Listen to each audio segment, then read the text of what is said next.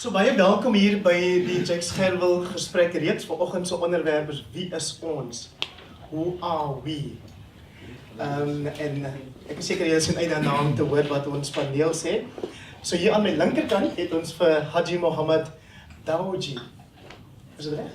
Ja, Stefan Michael. En sy is 'n skrywer en 'n rubriekskrywer ook, skrywer van 'n boeke en 'n rubriekskrywer. En sy was ook die eerste multimedia joernalis in 'n nuuskantoor in Suid-Afrika. Dis social media. Oh, social media, ekskuus, ja. En dan het ons daar langs daarna vir Dr. Wilhelm Verwoerd. Laat ek net ook sê, Haji se boek Sorry Not Sorry het verlede jaar verskyn. Verlede jaar? Ja. En Wilhelm se boek het meer onlangs verskyn. Die titel daarvan is Bloedbande. So Dr. Verwoerd is deesdae verbonde aan die Sentrum vir Historiese Trauma en Transformasie as 'n navorser en fasiliteerder, dis by die Universiteit Stellenbosch. En hulle twee sou vanoggend 'n derde gespreksgenoot gehad het, professor Bill Nersing, historikus, maar hy is ongelukkig siek en maak verskoning dat hy nou nie hier kan wees nie. So ek maak staan daarop dat hulle twee die waar die drif sal trek en dat julle met julle eie vrae en kommentaar ook sal help om die gesprek op 'n hoë vlak te hou. Ek het gedink dit is dalk 'n goeie idee om net te begin deur te vra. Die van julle wat nie weet nie, my naam is Heindrich Wyngaard. Ek bied aan om kyk net en ek het groot geword in die Nasionale Media 24 gebou as 'n joernalis. Groot nie lank nie, langer nie, maar opgegroei.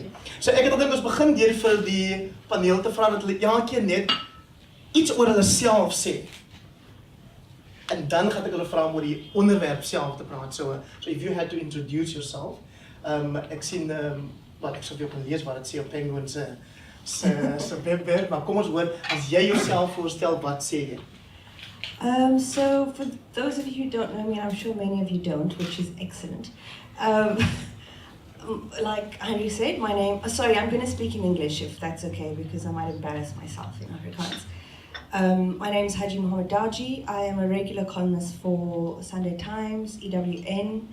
I do other freelance work as well. And like Heindrich mentioned, my book, which was released in April last year, is called Sorry Not Sorry, Experiences of a Brown Woman in a White South Africa. And it's a collection of essays based on identity, cohesion, social experiments in South Africa, and also personal stories. Many people call it biographical, but I think that is wholly inaccurate, just because I don't think I'm famous enough to write a biography. But watch this space. Kom ek lees vir julle wat op Penguin Random se webwerf staan oor Haji Dawjee. Dit sê, born to a Muslim family in the apartheid township of Lothian, Pretoria, Haji Dawjee came of age just as South Africa's democracy was finding its feet. Opting out of the favored family profession of dentistry, she graduated with a bachelor in music from the University of Pretoria before teaching music and English second language at the American International School for several years. So wanneer ons nou terugkom na die onderwerp toe, dan gaan ek wil hê jy moet terug aan Lothian toe. Sorry. Goeiemôre, dankie Heindrich. Goeiemôre almal. Ja, so ek moet seker nou die voorbeeld volg, net om te sê dat ek dink as ek moet in 'n netedop sê wie ek is, dink ek is ek iemand wat op 'n pad is om te probeer tuis wees in hierdie veld, in hierdie beliggaaming waarmee ek te deel is.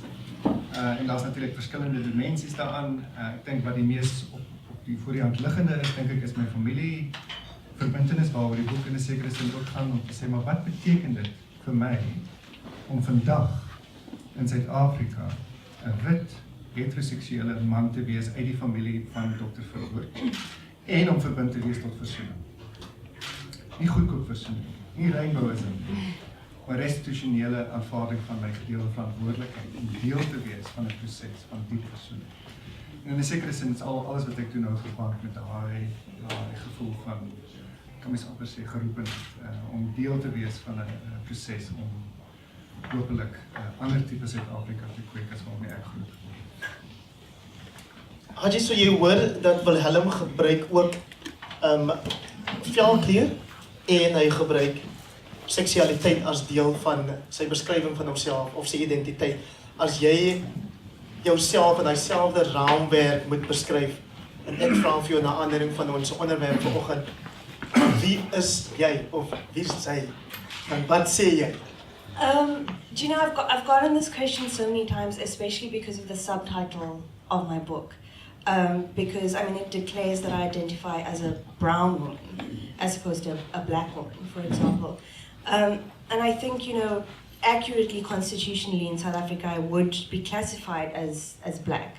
But I think it's so important to not segregate ourselves within those identities, but to define ourselves within them, purely because a brown identity should be classified in its own category, purely because we have different experiences, we have a different history, and I do believe that South Africa needs to start looking far beyond the history of our country and our people that extends beyond apartheid, because we've come here, and our ancestors have come here centuries before the onset of apartheid, and have faced many barriers socially in terms of their identity and the misclassification of their identities. And I'm purely talking about things like slavery, indentured laborers, that kind of thing. But I just want to be clear on something. In separating brownness and blackness, it's not based, on an old school class system of racial tension where colored or brown people do not want to be black. And that kind of inherent racism that still exists within our society. I mean, the elections are coming up, and I'm pretty sure that a lot of the colored community in Cape Town, for example, will vote DA because they are racist towards black people. I mean, that extends far beyond, the politics of the ANC itself, which we know is troublesome. But it was important to me to identify the struggles of being brown and also a woman and also a Muslim woman and then also a gay Muslim woman who's facing, all these intersectional problems within our society, and to be able to find a space where other people and young women as well could read that and reflect and find something to identify with. So I just wanted to give you some water, and Wilhelm wil jy ook 'n bietjie want dan ons net die botteltjies hier kry. Ekskuus dames en here, is 'n bietjie sterend, maar Thank you.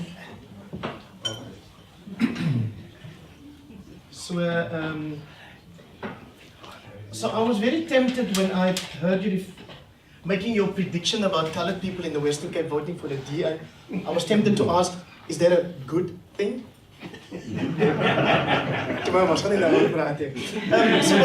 think it's a good thing if you like a blue t-shirt. But other than that, I mean... So, ek dink jy sit my grap, ek kan nie vir It's a Friday. So kom ek hoor Wilhelm, uiteraard wanneer mense die geskiedenis of die verhaal van 'n Haji hoor, dan kontrasteer hulle dit met jou verwysing na jou familienaam byvoorbeeld. So ek wil graag weet, hoe reageer jy daarop? Dis nou al hoeveel jaar nadat oupa nie meer daar is nie, maar jy dra steeds die van, en saam met die van kom daar 'n geskiedenis. Ja, nee, ek dink dit was deel van die uitdaging is om op die oomblik te sê, goed, daar is 'n spesifieke persoon wat ook my oupa is en wat binne my familiekonteks en binne die, kan ons sê, etniese rassekonteks waarbinne ek groot geword het, waarbinne hy 'n geëerde figuur is. En ek moet op 'n manier dit verstaan en ek moet hom ook respekteer as my voorvader. Ironies genoeg is dit swart Suid-Afrikaners wat dit vir my sal sê. Jy weet, as jou voorvader, jy respekteer jou voorvader. Die verskil kom wanneer mense hom ook sien as 'n verteenwoordiger van die stelsel. As 'n soort van 'n verpersoonliking van die stelsel van apartheid. En ek dink dis dikwels hoe mense vandag daai, as hulle die naam Verwoerd hoor, dan dink hulle nie noodwendig aan 'n individu nie, maar aan iemand wat 'n tydperk en 'n periode en 'n manier van dink en doen verteenwoordig. En met daai naam is 'n klomp pyn geassosieer. En daai pyn is nog steeds lewendig in mense se ervarings van Suid-Afrika vandag. So wanneer ek 'n ervaring het veral met Suid-Afrikaners van ander agtergronde, as ons praat oor die geskiedenis, as ons praat oor die Jode, en hulle kom agter wat my familieverbintenis is, dan roep dit amper daai groter pyn op. En ek moet dit onthou, so ek moet besef dat dit gaan nie hier oor my, dit gaan nie hier oor my familie nie, dit gaan eintlik oor 'n gesig wat gegee word aan 'n pyn wat nog nie behoorlik erken is nie, en wat ver van aangespreek is, en dat mense soos ek moet daai verantwoordelikheid leer aanvaar om te sê, sistemies, ons praat nou nie van wat jy ook al as 'n individu doen, maar sistemies sit ons nog steeds met die gevolge van apartheid. Sistemies sit ons met hierdie geskeide woonbuurte en geskeide lewenswêrelde. En dit verkompliseer enige werklike betekenisvolle versoening wat my betref. En Haji, as jy met jou eie ervaring van mense wat na jou kyk en sekere veronderstellings het oor hoe 'n Haji moet optree of moet klink of wat jou seksualiteit moet wees of wat ook al, hoe reageer jy as jy 'n Wilhelm Verwoerd sien? Kyk jy na hom en sê, daai van beteken jy moet 1, 2, 3 wees? Of sê jy nee, kom ek luister eers na hom en dan sal ek besluit wat soort Verwoerd hy is? Well, I think if anyone follows me on Twitter, it's going to be very hard for you to come to assumptions and stereotyping because I'm very clear about who I am and very offensive as well. But I think... Do you want to repeat that? But I think, you know, I've reached a stage where when I meet someone like Wilhelm and I you know, recognize his surname and there's a ring in my ear, obviously, you know, I'm only human and there would be certain associations as to perhaps what his ideologies are, what his politics are, etc. But I think, you know, it's important for us to be able to ask questions, to self-reflect, and to reflect on the roles that we all play in society. So walking in here, I didn't have any preemptive notions about what Wilhelm was going to say, about what his politics were, etc. And I was quite interested to see where he was coming from. And I'm not saying that this is who he is, but in my book I do say that when I am faced with you know, a white South African or white people in general, I prefer someone who's honest, sincere about their convictions, and who shows me who they are, even if they are a racist. And I'm not saying that you are. But as opposed to someone who, you know, virtue signals, but then they go home and sit around a braai with their armchair liberalism and say all kinds of other things and bean count.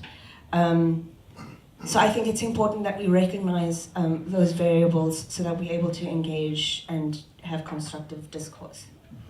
Ek wil net vir julle gehoor sê, wil jy nou gereageer? Ek wil net vir julle gehoor sê, julle gaan ook 'n kans kry om vrae te vra en kommentaar te lewer, so maak maar julle aantekeninge asseblief. En dan wil ek vir my paneellede sê, it's really flattering that you're looking at me all the time, but I would much rather that you look at the audience when you speak.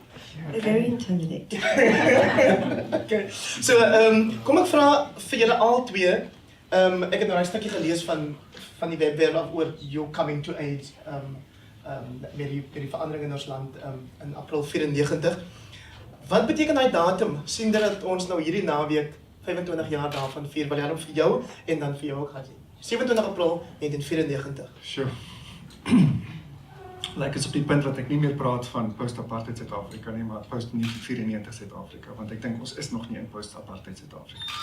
Verduidelik dit vir ons? Wel, polities is daar belangrike verskille, maar as jy kyk na die werklike omstandighede van die meeste mense in hierdie land, as jy nog kyk van hoe ons leef, hoe ons dink in baie gevalle, en ek praat nou spesifiek van mense uit my agtergrond, ek kan nie namens ander mense praat nie, dan dink ek is daar nog 'n ver pad om te stap om eintlik by die visie van 'n nuwe Suid-Afrika uit te kom. So ek dink deel van die volle jong mense is soort van opstandigheid is om amper vir ons wakker te skud en te sê, maar wat beteken 94 nou eintlik?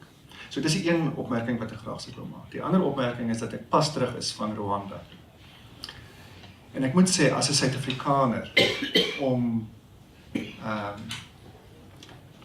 deel te wees van die genocide herdenking, 25-jarige genocide herdenking, wat nou aan die gang is in Rwanda, en te besef, dit het om die draai, dis 4 uur weg. Wat daar gebeur het, terwyl ons gevier het, terwyl ons in die strate gedans het, en ek was gelukkig, ek was deel van daai gevoel van bevryding en ongelooflike opgewondenheid oor wat gebeur in Suid-Afrika, maar terselfdertyd was daar hierdie ongelooflike gewelddadige konflik in Rwanda. En 'n vraag vir my is, wat beteken dit vir my as 'n Suid-Afrikaner om 27 April te vier vanjaar? En ons groep wat in Rwanda was, het gesê, hierdie jaar, op die 27ste April, gaan ons spesifiek tyd maak, om spesifiek ook te commemorate wat gebeur het in Rwanda. En dit het my hele ervaring rondom daai datum eintlik spesifiek vir jaar, maar ook die laaste paar jaar verander. Do you know, I wonder, is there anything to celebrate, really? And I don't think there is. I firmly believe that, you know, if the celebration of the 27th of April, 94, was engaged with every year in terms of some kind of like, I don't know, political education or cleansing, or that kind of thing, so that everyone could review what that day meant in reference to the history and you know, recognizing that day as something that actually means something more than rainbow nationism or some kind of Casa Lager ad for like togetherness and that kind of thing. I think it would bear more significance to me. But I think because that is yet outstanding in what Wilhelm doesn't like to refer to as a post-democratic South Africa, and I agree. I think that that day is always going to be a superficial, fickle, very fickle thing that's part of our history. I think South Africans, and this goes across demographics and races, are now reaching a point where they're willing to really intensely, critically engage with, you know, elements like that within our history and with our present day. But I think we also have a habit of sweeping things under the rug and window dressing it with this idea of happiness and celebration. And I think, sorry, a lot of that comes from the fact that mass media and the portrayal of messaging, etc., still belongs to a white minority, because that's where capitalism lies and that's where, you know, publicity lies and that kind of thing. And I think as long as that remains, we won't be able to cleanse or educate or critically really engage and educate people on other forms of identity, the roles they play, and the political consequences of something like democracy. Kan ek net aansluit, want ek dink spesifiek, ek praat vanuit 'n ervaring van, kan mens maar sê, 'n wit middelklas Suid-Afrikaner. Wat my bekommer in terme van die ontnugtering met 1994, veral onder die jonger Suid-Afrikaners. Die kritiek op mense soos aartsbiskop Tutu, ons vorige president Mandela. Dit maak my, ek raak geweldig ontsteld eintlik as ek hoor hoe jonger mense die opregtheid selfs, dit wat wel bereik is in terme van daai generasie van politieke leiers, dat dit nou bevraagteken word as 'n soort van 'n sell-out. En dit hinder my, want ek dink, en dit sluit aan by die punt rondom die beheer van die wit minderheid, in hoe mate is daai ontnugtering van jonger Suid-Afrikaners van kleur te maak met die manier wat die Arch en Madiba gedomesticeerd is deur wit Suid-Afrikaners en geomhels is en gesê is nou die vriendelike oupa figure wat ons nou half laat welkom voel in Suid-Afrika, maar ons neem nie ons verantwoordelikheid as wit Suid-Afrikaners ernstig op om die gevolge van apartheid aan te spreek nie. So in daai sin is ons nie net verantwoordelik vir wat gebeur het voor 94. Ek dink ons deel ook 'n verantwoordelikheid in die manier wat ons met ons mag wat ons nog steeds het vir radikale leiers gedomesticeerd het, dat ons 'n deel het aan mense se ontnugtering met 94 in terme van die jonger generasie. Haji, is daar 'n boodskap daarin vir Cyril Ramaphosa? So, you know, my wife has such an endearing attraction to Cyril. She thinks he's very cute and loves his cows, and I get it. I mean, I get it. But I do, you know, it's offensive to me that Cyril, for example, a couple of weeks ago sat with white wine farmers and tactically, you know, was going to take them, or is going to take them on this business tour. But then we've also got this cross-messaging about entrepreneurship amongst young South Africans, and, you know, that kind of thing. And I think that's a false variable, because I don't think, you know, in that case, you should be creating opportunities for those people, because those are the kinds of inserts within academics or businesses or politics that are going to harness a new renaissance, so to speak. And I think South Africa suffers from, I mean, Cyril Ramaphosa, all due respect, is still part of an old regime, which we do need to learn from, but there are no opportunities for that, because South Africa really lacks a habit of harnessing and bringing up and motivating young politicians that young voters can, for example, relate to, and that really understand the transitions and the transgressions between the old guard and the new guard, so to speak. Wilhelm, ek hoop jy gee om as ek nou vir jou vra oor, jy verwys na die ervarings van van die swart bevolking in die verlede. En ek dink is belangrik en ek dink is goed so, maar ek wonder wat jou antwoord sou wees op 'n vraag oor of jy dink dat die ervaring van wit mense in die verlede word al bietjie onderspeel omdat ons voel die regte ding is om te doen is om net te praat oor die ervaring van swart mense. As jy wil, kan ek dit meer persoonlik maak en sê, een van die treffende dele van jou boek is waar jy skryf oor jou oupa se bebloede klere. Dat die nog behoue gebly het en ek was nuuskierig oor, just like, jy was 3 jaar oud toe jou oupa dood is, maar hier sien jy hierdie klere wat hy op die dag aangaar en ons sien net die foto's van die parlement. So praat 'n bietjie daaroor. Sjoe, dis 'n gevaarlike vraag daai en ek moet versigtig wees om nou daaroor te praat. Miskien net as agtergrond, deel van my ervaring die laaste dekade of so was ook om internasionaal vredeswerk te fasiliteer in Noord-Ierland, Ierland, Israel, Palestinië. En dit het my gehelp om 'n bietjie, kan mens maar sê, uit te zoom. Maar deel van die hele, kan mens maar sê, benadering wat ons gevolg het, is om te probeer ruimte skep waar daar plek is vir elke persoon wat deel is van die konflik se ervaring. Sonder om die makro-morele politieke kwessies te ignoreer uit die aard van die saak, maar op 'n, kan mens maar sê, 'n kleiner skaal, op 'n menslike skaal, was die uitdaging, hoe kry ons dit reg om 'n ruimte te skep waar almal mekaar se stories kan hoor, waar ons regtig met empatie, met nuuskierigheid probeer verstaan wat die storie agter die storie is. So met daai agtergrond het ek op die ou teruggekom Suid-Afrika toe en gesê, maar goed, as ek nou werklik verbind is tot versoening, met die klem op oor rasgrense, wat beteken dit in terme van my eie familie? En spesifiek in terme van my oupa. As ek 'n storytelling of 'n storytelling tipe van 'n lewensverhaal werkswinkel sou fasiliteer, sou ek bereid wees om ook na sy storie te luister. Sou ek bereid wees om na my ouers se stories te luister, met wie ek polities radikaal verskil. En dit het toe deel van hierdie reis geword om te sê, maar ek moet ook gaan sit en vir hulle sê, vertel my hele storie. Help my verstaan waar julle weerstand in die Engelse wit Suid-Afrikaners vandaan kom.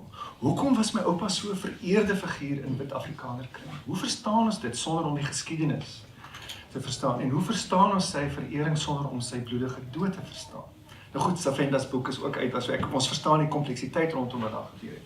Maar op 'n menslike vlak het daai tipe bebloede opoffering, tipe van 'n vergeesteliking van sy lewe het 'n rol gespeel in mense se verering. So dit het my gehelp, dink ek, om tog 'n bietjie te verstaan waar veral ouer mense se weerstand teen diep versoening vandaan kom. En ek het die laaste paar jaar nou geleenthede gehad om ook met 'n verskeidenheid van Suid-Afrikaners in hierdie tipe kringe te gaan sit en te sê, kom ons luister na mekaar. En mense vind dit tog bevrydend dat daar ruimte is om te praat, ruimte is om gehoor te word, sonder om daardeur jou morele en politieke waardes op te hef. En ek dink tog dis 'n deel van 'n proses wat ons miskien meer ruimte voor kan maak. As jy as iemand van 'n jonger generasie, as jy daai soort narratief hoor, wat gebeur in jou kop? I completely agree. I think it is very important to understand our personal histories.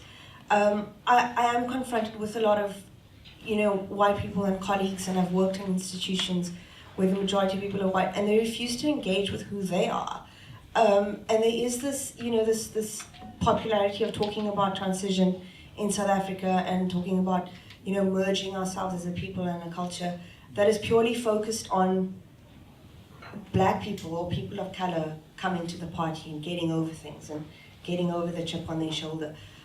Because I think, white people are scared and afraid to really engage with where they come from, and the politics and the transgression, so to speak, or even the influences that their grandparents faced, and in terms of the decisions they made. So I really agree with that, and I do think we do need more environments where people can really engage with this. And I'm very, very assertive and firm on the fact that virtue signaling by white people need not be preached to people of color, but amongst themselves.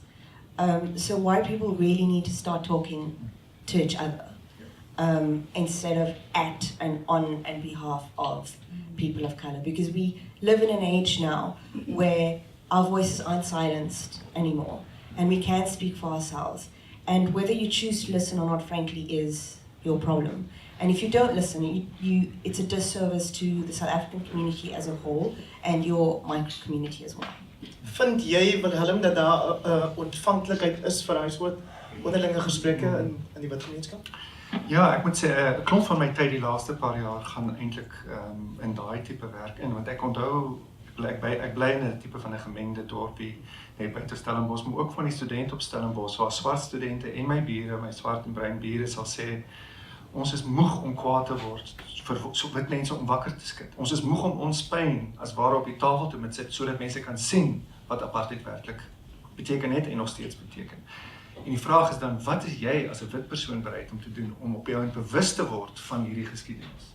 Bewus te word van jou betrokkenheid by die geskiedenis en wat jy 'n rol jy kan speel. So, 'n deel van hierdie werk is nou met mense wat betrokke is in kerklike kringe, NG Kerkkringe spesifiek. Daar's 'n klomp jonger mense wat graag wil deel wees van hierdie prosesse, wat probeer uitkom by versoening, maar die ouer mense in die gemeente skop vas. So dit het 'n duidelike intergenerasie dimensie. En dit het natuurlik ook 'n gender dimensie in terme van die patriargie wat nog steeds 'n probleem is in daai tipe kerklike konteks. Maar ek vind dit opwindend dat daar wel mense is wat sê ons is bereid om, kan ons maar sê, witwerk te doen. Intragroepwerk te doen sodat ons met meer nederigheid en met meer historiese bewussyn en met meer selfkritiese aanvaarding van verantwoordelikheid betrokke kan raak by diep versoening. En ek stem absoluut saam met wat jy daar gesê het. Sorry, can I just piggyback off something that I said?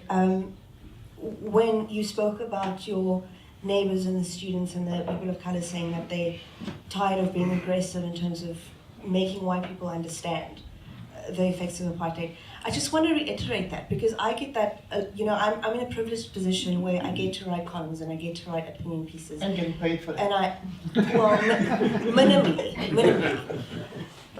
Media really needs to start doing better about remuneration. But, I'm in a privileged position where I get to do that. And the feedback that I get from, white South Africans is so aggressive and so defensive. And there's almost this misconception, this preconceived notion from white people that I like being angry or I like being upset. No human being, it's as simple as this, no human being at the heart of it all, regardless of race, regardless of age, regardless of economic background or demographic, enjoys being angry. No one enjoys being angry and no one enjoys being upset. And if you start to see things and read things and engage with the world around you with that in mind, I think you'll start to put yourself in someone else's shoes and really start reacting and engaging with things from a point of endearment instead of aggression and temperament. Wilhelm, jy het nou van die kerk gepraat en ek wil jou net 'n nuwe woord leer. Die woord is bedwist. Ja, dis ek weet nie waaraan jy dink nie, maar dit is geskep deur Ingrid Jones wat een van die aanbieders is op Tussen Ons, 'n program op Kyk Net en Kiep. En sy het dit gebruik om te verwys na hoe mense mekaar kom ek gebruik dan nou maar die woord wat jy sal verkies, in bokse plaas. So, hoeveel dink jy het hierdie bedwistheid te doen met onderlinge? Dan moet sien ek sy gesig.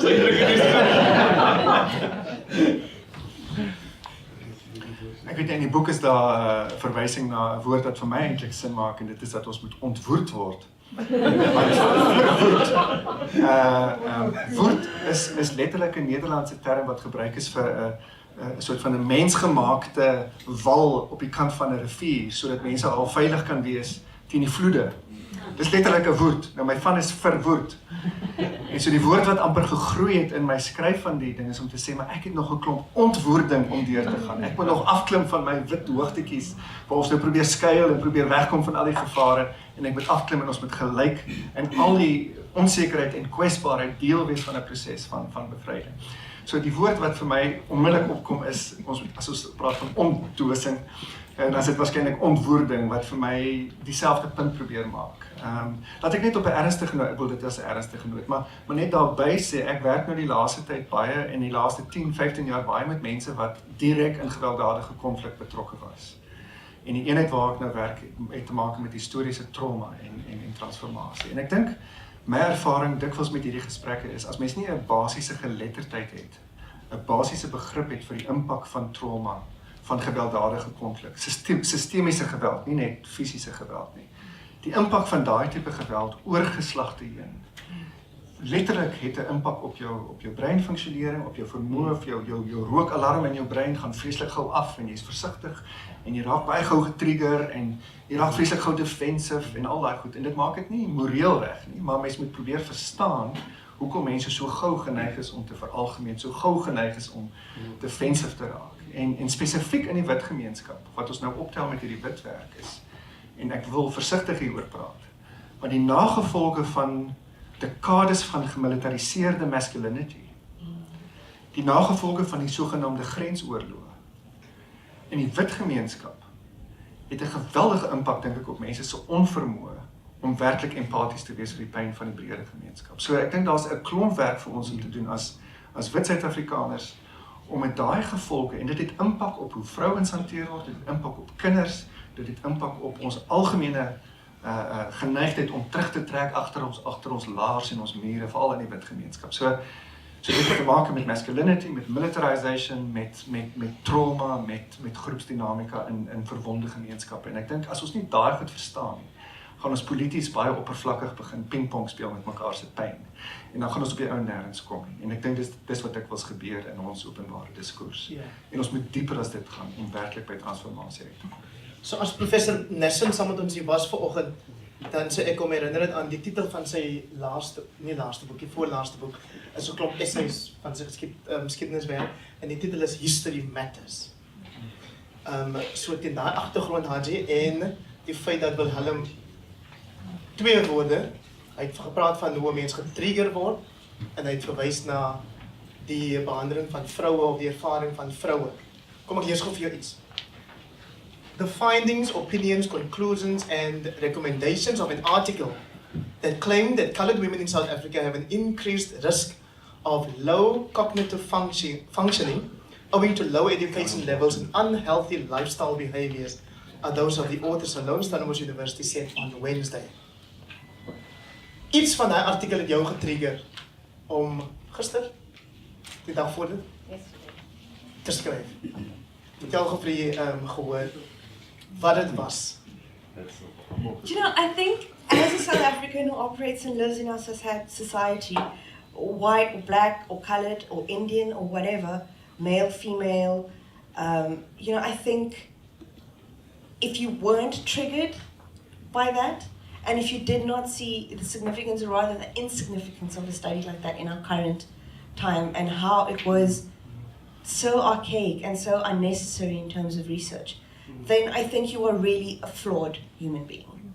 And I think you really need to go back home in your little silo and pick up a book or, you know, open a newspaper or you know, a journal or a website that isn't something that prints stuff about farm murders on the front page or Steve Hofmeyr, and really start to self-reflect and understand what is wrong with a study like that. So I think the triggering and my reason for writing a rebuttal or response in the form of satire, which by the way South Africa really needs to attune themselves to, because I think we are severely lacking in a taste and appetite for satire in this country. And it's a very, very important social and political tool in terms of, you know, literature. So I think I'm not unique in being triggered. I actually don't like that word, triggered. It's so militant. I'm not unique in being triggered by that. The uniqueness of my position is that I'm able to write about it and to challenge the situation. Yes. Yes.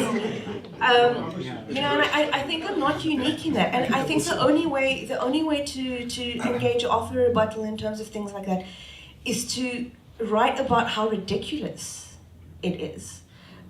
You know, how silly and how ignorant.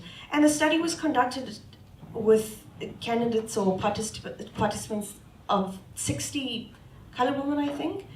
Out of a female colored population of 2.6 million. Exactly, which kind of reflects how small and close-minded, you know, the academics were in proving their point, whatever it was that they were trying to prove, that they see the influence and the impact of all of this as such a small microscopic reflection of such a huge community. And I really urge you to go and upset yourselves by reading my piece because it's quite excellent. New research finds privilege and entitlement directly related to a decline in social cohesion and cognitive functions in white South Africans. I mean, it's it's really quite good. Wilhelm, ek weet nie of jy weet van hierdie nie, maar sê iets oor, want jy werk ook in akademiese kringe, sê iets oor hoe ons navorsing doen. dankie. Ja, en of daar 'n bewustheid, 'n sensitiviteit moet wees, veral wanneer dit by hierdie soort onderwerpe kom. Ja, ek moet sê ek het 'n liefde-haat verhouding met die akademie. Ek weet nie of dit 'n goeie vertaling is nie. Maar laat ek meer 'n algemene punt maak. 'n Groot uitdaging wat ons gevind het met hierdie versoeningswerk of vredeswerk, ook internasionaal, veral vir mans, is om verby 'n soort van 'n intellektualisering en 'n baie soort van 'n heady manier van engagement met hierdie goeters te kom. En op 'n ouente baie meer, kan mens amper sê, hierso, so amper met jou hart, maar is amper dieper.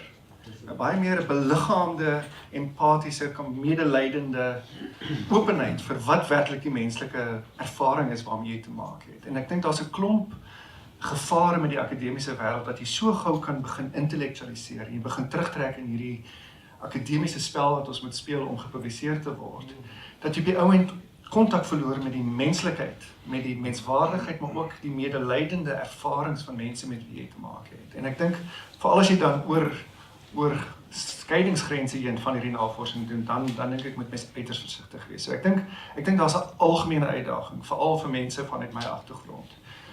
Mense wat van kleins af en nog steeds geleer word om nie emosie te wys nie.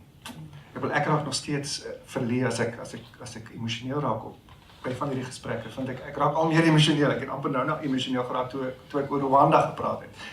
Nou die dag kon ek nie klaar praat nie, want ek het emosioneel geraak. So ek vind nog steeds ek raak half verleë, maar daar's tog iets van 'n nuwe menslikheid en 'n tipe van 'n sensitiviteit en 'n tipe van 'n bevryding om te sê, maar goed, ek is nie net besig om te intellektualiseer nie. My agtergrond is in filosofie, so ek weet hoe om te filosofeer. Maar dis daai meer beliggaamde, sou ek kan sê feminine, ek weet nie, maar 'n baie ander tipe van engagement in die wêreld en ek dink daar's 'n groot uitdaging vir mense soos ek. So my taak sal nie voltooi wees as ek nie ook duiwels advokaat speel nie. Daar is 'n petisie wat nou die rondte doen wat vra dat die journal, daai artikel moet terugtrek of moet wat sê mense moet terugtrek. Sal jy daai petisie ondersteun? Wel, ek sal moet gaan lees die artikel, maar ek vertrou jou oordeel. Ons het nog nie lank gesels nie, maar ek hou van jou manier van kyk na die wêreld, so ek sal baie verbaas wees as ek nie ook baie ontstel sal wees daardeur nie. En ek dink daar is 'n ruimte vir akademiese aktivisme om ook te sê, maar ons moet nie skuil agter die sogenaamde wetenskaplike vryheid van navorsing sonder 'n sensitiwiteit vir wat is die impak op ons gemeenskap. Spesifiek op 'n plek so Stellenbosch. En ek dink dit is deel van my uitdaging daaroor. So Haji, wat sou die teenaksie wees, behalwe nou 'n petisie vir daai soort navorsing? So ons kyk dan nou en sê hier is 'n paar wit navorsers wat hierdie werk gedink wat vir jou afskuwelik is. Is dit regverdig om te vra so waar is die brown navorsers wat navorsing doen oor dieselfde gemeenskap wat dalk vir ons 'n ander resultaat gaan wys? Absolutely. I think several That opportunities. was a good one, eh? So good. So good. Sure. Did you get paid a lot? I can tell by your little swear. Ek het nou gevra om te kyk, dat is dit diep in my sak. Nice linen shirt. It's working, it's working. I want to be like you one day. Yeah, that was a seriously, very excellent insight. In my book, I referred to, I think it was a piece that was written in the New York Times about the race-related post-traumatic trauma and how that is actually, it's not in the DSM-5 or anything like that, but it is a significant, very real psychological and mental disability, so to speak, and it does exist. But the reason why we can't pinpoint it or identify it or recognize it as whole communities and as a whole construct is because in order for the academic research and the articles to exist in a fixed, worthwhile space, and to prove the legitimacy, is because that research needs to be done by people of color. And the reason they're not doing that is because they're not getting financing, they're not getting support from academic institutions, they're not getting platforms in order to be able to discuss this. The research methodologies aren't getting passed, their theses aren't getting published, that kind of thing. And again, we get to the point where we have to talk about a white savior complex, and where white people are offering rebuttals, and white people are offering other research, and white people are getting heard, and then doing this all in the name of, on and behalf of people of color. But in order to actually understand that kind of trauma, and to understand what it means when you stereotype colored women, and you say their intellectual abilities are far surpassed by other people of other demographics because of their lifestyles or whatever the case is, you lack a misunderstanding that comes from the educated notions and the intellectualizations of those people, because you haven't given them the opportunity to express the trauma, to express the history, to express what it means, etc. I mean, it goes back to the 19th century, when we talk about phrenology. I don't know how many of you have seen Django Unchained, because I think pop culture offers a very good medium to offer insight into the historical effects of slavery and mental slavery, so to speak, where he actually takes the skull of a slave and he pulls out a portion of it, and he says, it's because black people have this portion in their skull, it makes them more susceptible to obeying white people and to obeying slaves. And I think there are lots of similar, we're in 2018 now, this is 2019. This was the 19th century, and there are so many similarities between this study and that kind of archaic thinking. So I think we really need to start investigating the opportunities for people of color to offer these studies, to offer these experiences, and to really, really start engaging with it. And I agree with Wilhelm. I have a problem with academics as well, because it is often a circle jerk. Academics speak to each other, and they stroke each other. It's like public masturbation, but within, just a certain circle. Sorry to say this, but who can wank off the biggest philosophy? Recording the conversation for my show. I'm so sorry. I'm so sorry. Just redact, like apartheid documents, just redact all that stuff. But, I think now I've lost my train of thought because I'm so entertained by my own humor. Anyway, you get the gist of what I'm saying. Thank you very much. So ek brand om iets te sê. Ja, daar sal nou geleentheid wees van die uur is amper om. Deel te neem. Ek gaan net 'n laaste so die ander dag, as ons praat oor wie is ons, dan kom die volkslied dikwels ter sprake. En die ander dag is Darren vergys omdat hy by die Varsity Cup final bietjie die mekaar geraak het met die woorde. Maar dit het weer die debat oor hierdie volkslied van ons losgemaak. En van die reaksie was, ja, julle sê niks as die EFF gaan sit wanneer die stemgedeelte gesing word nie. Ek gaan nie vra vir jou kommentaar op daai spesifieke debat nie, Wilhelm. Ek gaan vir jou vra, wat is vir die mooiste deel van die volkslied en sing dit vir ons asseblief.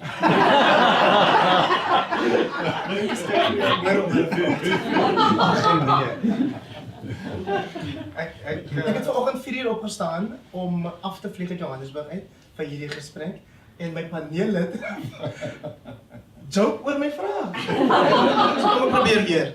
So Wilhelm, as jy die singgedeelte wegneem, kan ek dan. Maar kom ons praat oor die volkslied as 'n teken, as 'n tool, as 'n Ja, solank is net in die taal van volk gebruik nie, ek dink dit is al klaar problematies.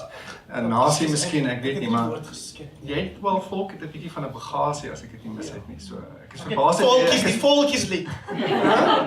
Ek is ons nasionale lied.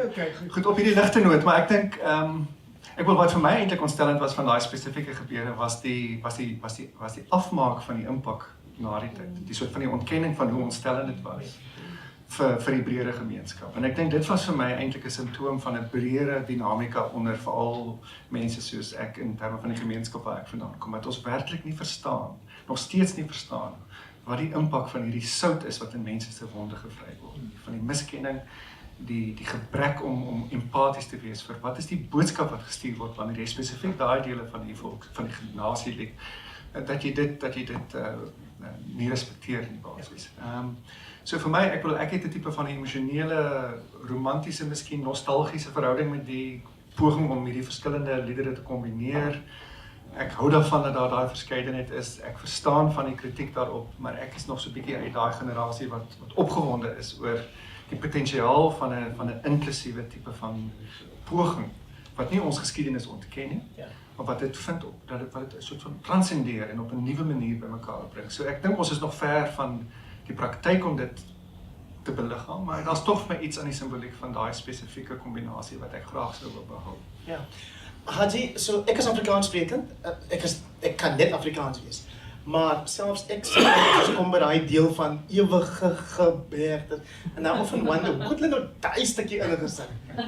Hoe doen jy as jy daai stukkie sing? Ewige gebergtes. It's not rocket science, eh? Okay, so- We had to do Afrikaans in school for 10 years. I'm always shocked when people are like, oh, you praat so mooi Afrikaans. And you're like, obviously. So, jy oor daai incident en wat het dan weer gesê het oor? Shame, you know what? I actually felt really sorry for old Kaptein, Kurt, because I think, people mess up the anthem all the time. It's very complicated. I mean, we've got three languages in there. We must just pick a struggle, guys. We must honestly pick a struggle because we've got bigger things to deal with here. We've got people like Steve Hofmeyr to deal with. We've got the fact that people like Steve Hofmeyr are still being able to, still being allowed to write columns in like Rapport, for example. And on the one hand, it's very important for us to recognize that people like that exist, for us to recognize the flaws in our society, because it's like science. If you don't recognize the infection, you can't treat it. And more than that, you can't immunize yourself towards it. You can't get a flu vaccine. So you have to recognize the virus. But on the other hand, you don't have to perpetuate his message. You don't have to give him publicity. You don't have to give other people publicity like that. And if you do, you must support it with critique. So the national anthem thing, yes, I get it. In the bigger scheme of things, it is problematic. It can be seen as disregard for something that's so important, disregard for something that represents a transformation in a way that represents the identity of a country, disregard for a whole bunch of things. But in the same token too, we've had so many people mess up the anthem, and I'm sure it happens in other countries as well. People just mess up. Maybe he had stage fright, I don't know. It happens. Ja, hy het gesê, Jessie jong, om vir 20,000 studente te sing, is iets heeltemal anders, ja. We also need to just be somewhat of a more forgiving society, I think, to an extent. Baie dankie.